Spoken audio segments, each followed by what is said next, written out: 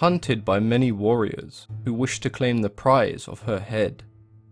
Many tried, and many failed, turned to stone with just a glance at her hideous face. Medusa was not always considered a monster. In fact, it was quite the opposite. She was the only mortal of 3 sisters born to Phorkys and Ceto, 2 of the primordial sea gods.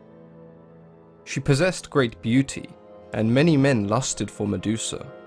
But out of respect for the goddess Athena, she remained pure, and she would eventually become the priestess of Athena's temple. There were thousands who visited Athena's temple just for a glance at Medusa's beauty. They even claimed that her hair rivaled that of Athena. It wasn't long before Athena's jealousy of Medusa became resent.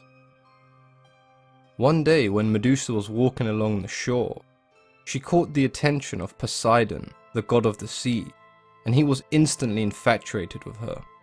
Medusa rejected multiple approaches from Poseidon, because if she wished to remain the priestess of Athena's temple, she must stay a virgin.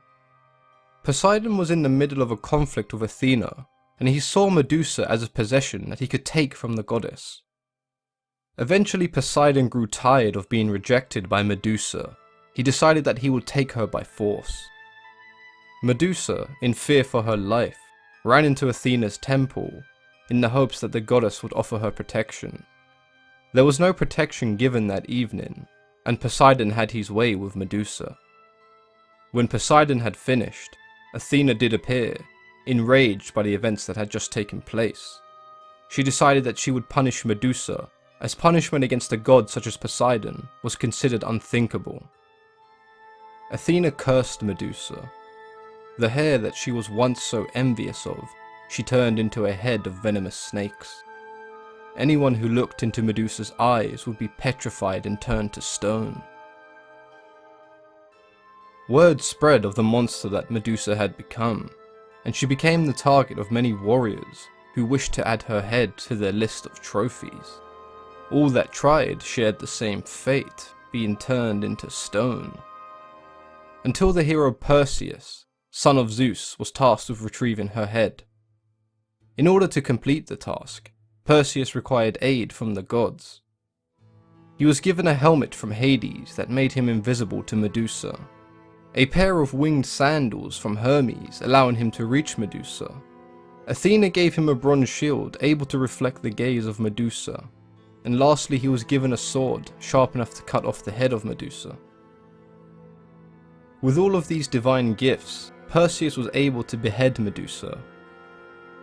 At the time of her death, Medusa was pregnant with the offspring of Poseidon, and from her severed neck sprung the winged steed Pegasus.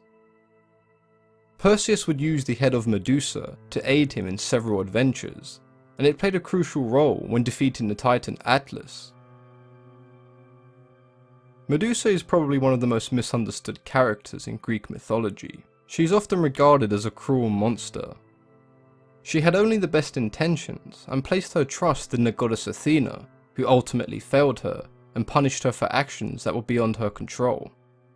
Her story shows us that even the gods are prone to the sins that they so heavily pride themselves above. Even in death, Medusa can be seen as a symbol of good, as her head is used as a protective amulet to keep evil away. If you've enjoyed this video, then please consider leaving a thumbs up, as it helps promote the video and allows the channel to grow. If there's anything you'd like to discuss or have any ideas for future videos, then please let me know in the comments section. As always, I've been your host, Mythology and Fiction Explained.